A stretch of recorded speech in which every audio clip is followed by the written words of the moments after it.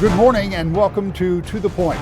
This past week, a rise in new cases of COVID-19 here in the state had Governor Gretchen Whitmer worried about people not social distancing and those who are not wearing masks. I spoke to her about those concerns. Earlier this week, you expressed concerns about the rising number of positive cases of COVID-19, and you said you believed a lot, maybe not all, but some of that was because people aren't serious enough about wearing masks. So now you issued an executive order that has some significant results in terms of potential fines and or other actions. I want to outline these quickly and then talk about it. Anyone over 5 years old going into a public building has to wear a mask unless they have a medical condition. If they don't, if they're non-compliant, they could be fined $500. Businesses have to have signs that explain that this is something that they have to do, wear masks, and the businesses have to refuse service or entrance to people who don't wear a mask. And if the regulatory agency overseeing that business determines it's a public safety issue, that business license could be pulled. Now, that's a significant executive order. Here's my first question. Given the fact, and I think you recognized this yesterday, that for some people, this is a political issue, and that some people have been defiant about wearing masks, do you expect this new order to have an impact on those folks who have resisted up to now? Well, I do. I hope so. We know that masks can make a big difference. Masks can keep us safe. Right now, we're seeing our numbers. There's an uptick in our numbers statewide. The Grand Rapids area, that region, has an even bigger increase than others. And so we're taking this very seriously. We know that while we might not be unanimous in every action that's had to be taken over the last few months, I think we're unanimous in that none of us wants to go backward. Me, the most. And so what we're trying to do is avoid that. As we see these numbers go up, though, it's very concerning. We're only 8 weeks away from when school is supposed to start. And so we're trying to tighten down and make phase 4 work for us. But it's dependent on every one of us doing our part. Simply wearing masks can cut the transmission of COVID-19 into a fraction. I think that this is something that is important for every one of us to do. And I want people to know that we're serious. Other states have taken these actions, and they've taken these actions because, number one, they're proven to save lives. And number two, it's proven to lessen the economic pain that we all feel when we have to go back into a shutdown. And it's going to increase the odds that we can actually get our kids back in the classroom in just 8 weeks from now. Number one question I've received since noon when we first started talking about this is, how is it going to be enforced? Who is going to enforce it? Who is going to issue the $500 citations? And how exactly will this all play out? Well, listen, we all got to enforce it, right? Every single one of us has to do our part, and we have to encourage those around us who maybe haven't been taking it seriously to start to do that as well. It's enforced by business owners who are going to have to turn people away from service, and it's an uncomfortable thing to do. No one wants to have to do this. That's why I'd just be better off if every single person did it. I know that there is an opportunity here for us to show that we get it. We've been through this before. We pushed our curve down back when we were in the dire straits that you look at Florida and Texas and Arizona and California, and right now we've been through that. We got through it by wearing masks and staying home and staying away from one another and washing our hands. We can't let our guard down, or we're going to slip and find ourselves back in a crisis where we have to start shutting things down again. That's what we're trying to avoid. So the simple act of wearing a mask, just having a facial covering, is the smartest thing that we can do, because there still is no cure. There is still no vaccine. This is still a virus that is incredibly deadly and contagious. So let's show how smart we are by masking up. As we continue to monitor the situation with COVID-19, we have also been looking ahead to the August primary election. We've examined some congressional races that you'll need to decide, and this coming Tuesday we'll have a debate with the Republican candidates who are running in the 3rd district. But prior to that, we want to reintroduce you to the Democratic nominee, Hillary Scholten, who faces no primary opposition. We talked to her recently about why she's running. Well, first of all, welcome back to the show. Thanks for doing this. It's been a while since we talked, and we're going to talk about why it's been such a long time. But if you would please reintroduce yourself to the voters in West Michigan who may not yet have had the opportunity to meet you, since campaigning is so much different than it normally would be. Sure. Yes. Thank you so much for having me again, Rick. Glad to take the opportunity to connect with folks and tell them a little bit more about me and about the campaign. I am a mom, a Michigander, and a civil rights attorney. Everything that I care about, I'm fighting for on the line in 2020.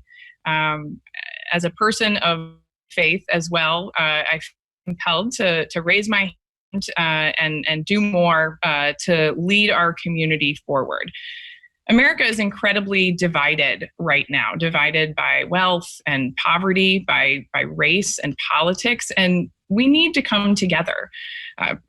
That's to say, and a lot of politicians say it, but it's very difficult to do the legislative work of bringing people together. And that's why it is so important that we choose leaders right now who are not only capable, but also compassionate. And that's the kind of leadership that I want to bring to West Michigan by improving our healthcare, our infrastructure, protecting our clean drinking water, improving the quality of our public schools, and tackling environmental challenges. I'm running to continue to grow West Michigan in a way that works for everyone.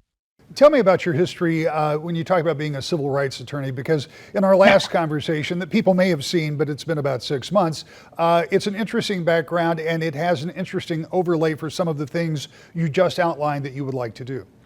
Yeah, absolutely. So I worked for a number of years as an attorney in the Department of Justice in Washington, D.C.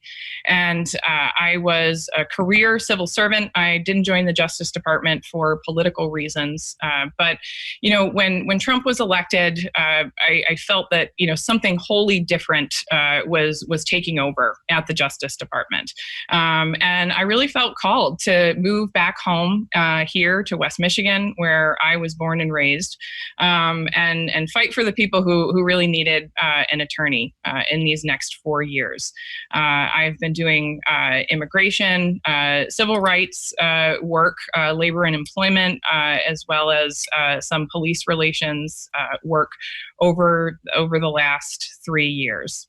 Let's talk for just a moment about the unusual nature of this. When you and I last talked, there was a pretty big field of candidates, of Democrats that were running. As it turns out, you are the last candidate standing, the only one who qualified for the ballot. By doing that, you have no primary, which gives you a little bit of a leg up in some ways, but it's been such a different type of campaign because we've all been staying at home.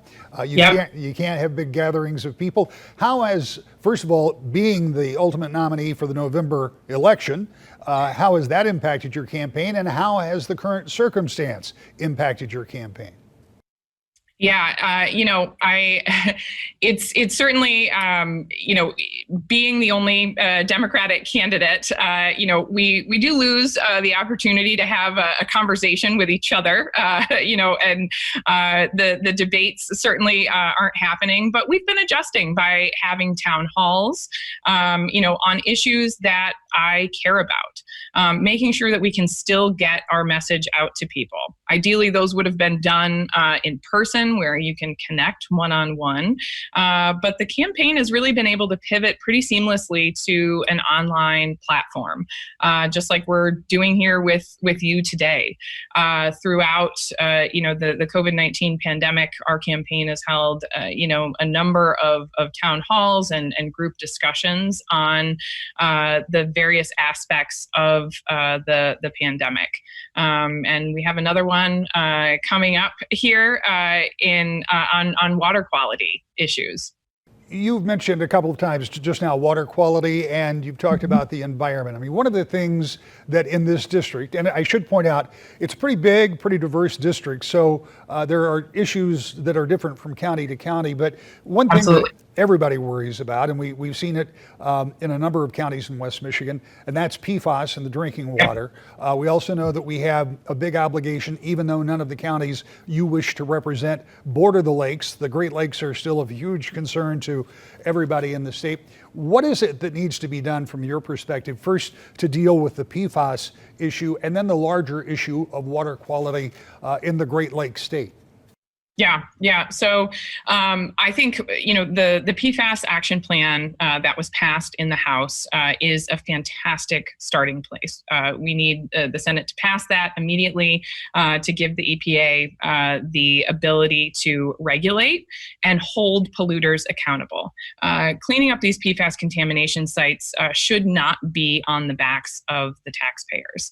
And when it comes to the military installations, I think we need some real congressional oversight and congressional hearings on how to move forward in that. This is obviously not only a major concern for the quality of our drinking water and health concerns, but it's deeply impacting the quality of housing in the region as well, and housing prices, the real estate market, the ability of folks to sell and buy homes in areas that are contaminated.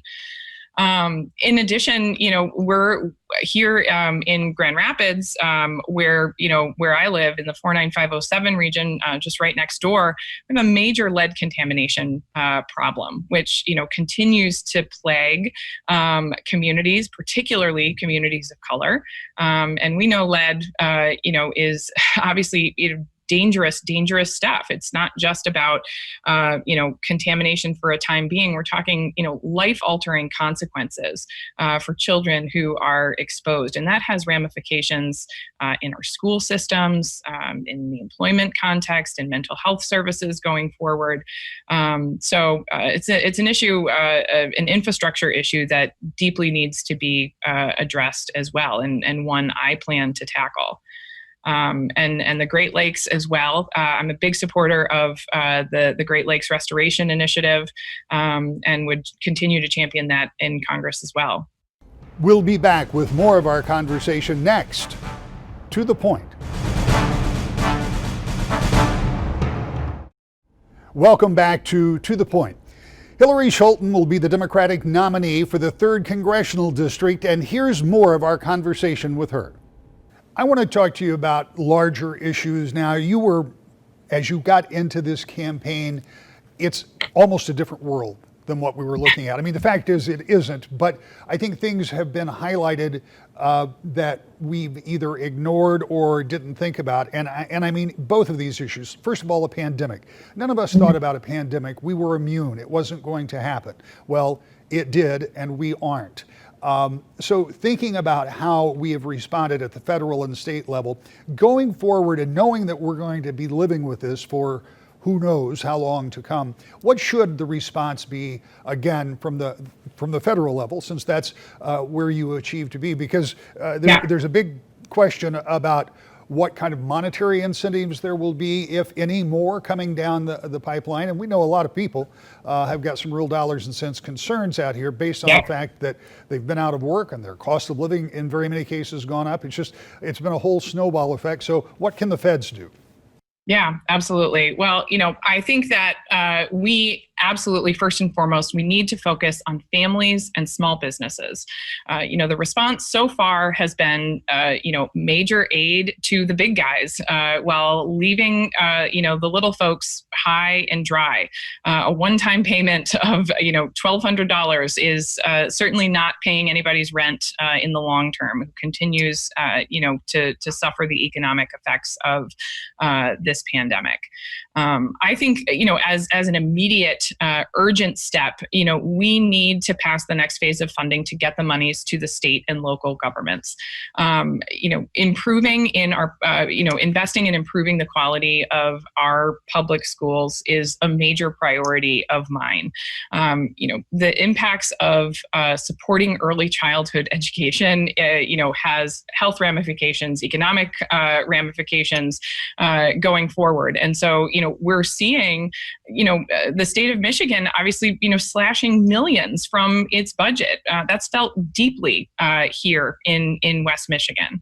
And, so we need to immediately pass the next phase of funding from the federal government to states, municipalities, and who best know how to get that money into the hands of families, individuals, and small businesses.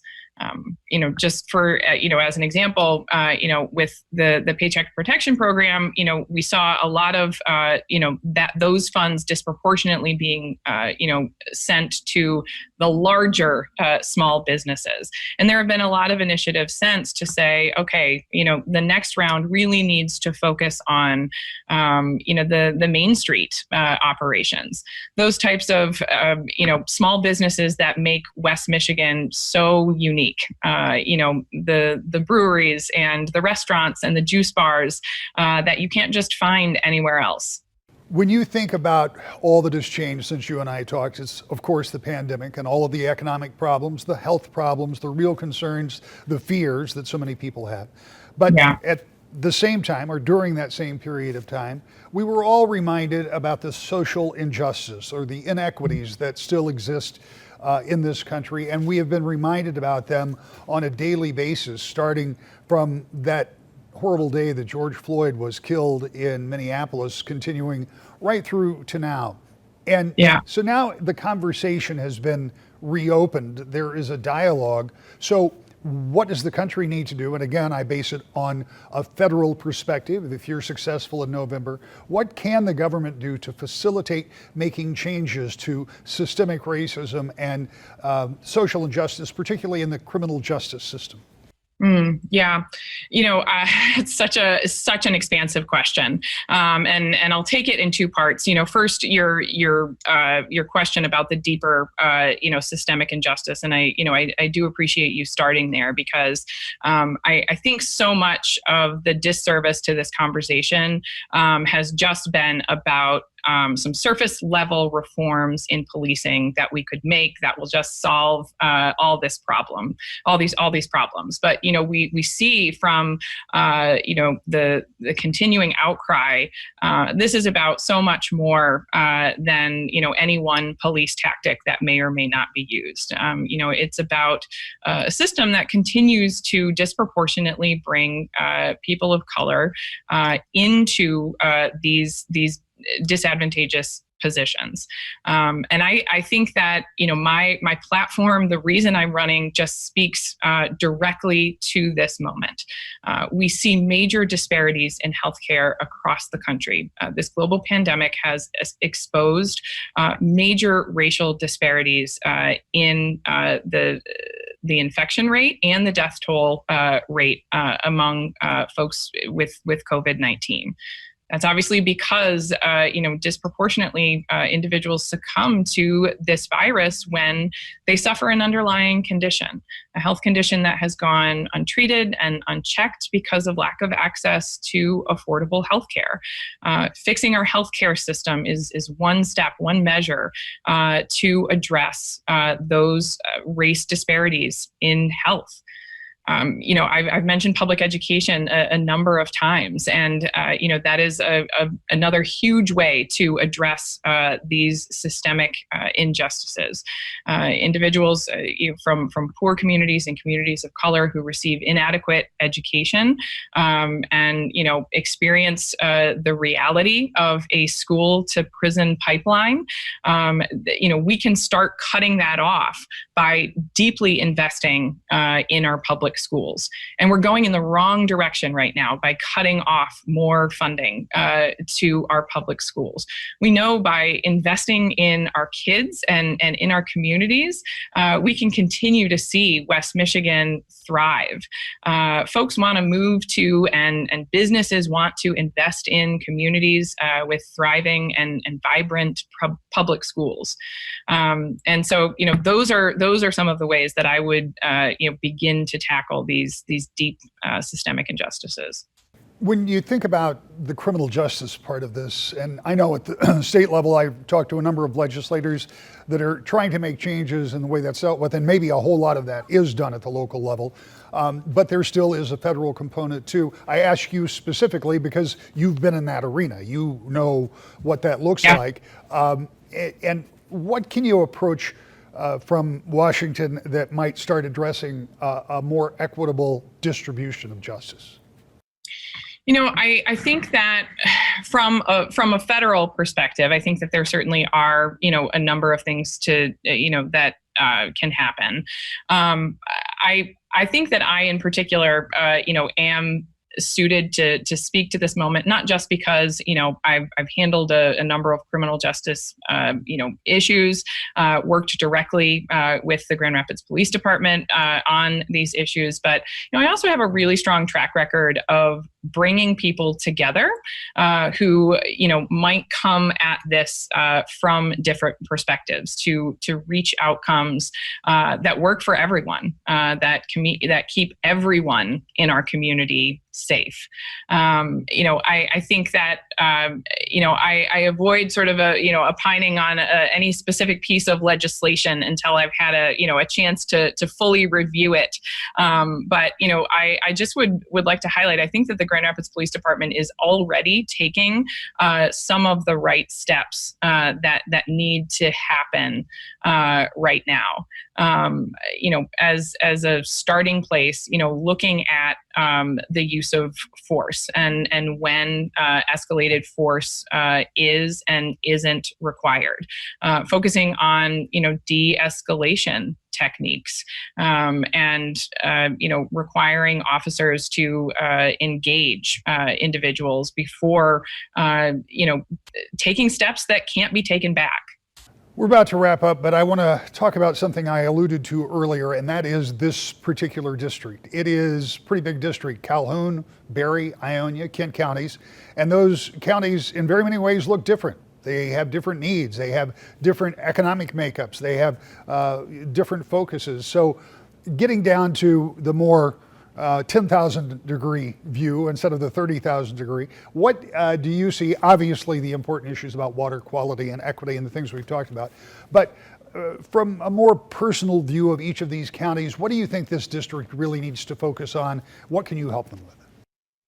Yeah, I think that we are really at such an interesting and challenging place in our country right now. And I will not put one individual issue over another, because there is so much, there's deep change needed in a lot of different ways. And I think as we look at, what kind of representation we want.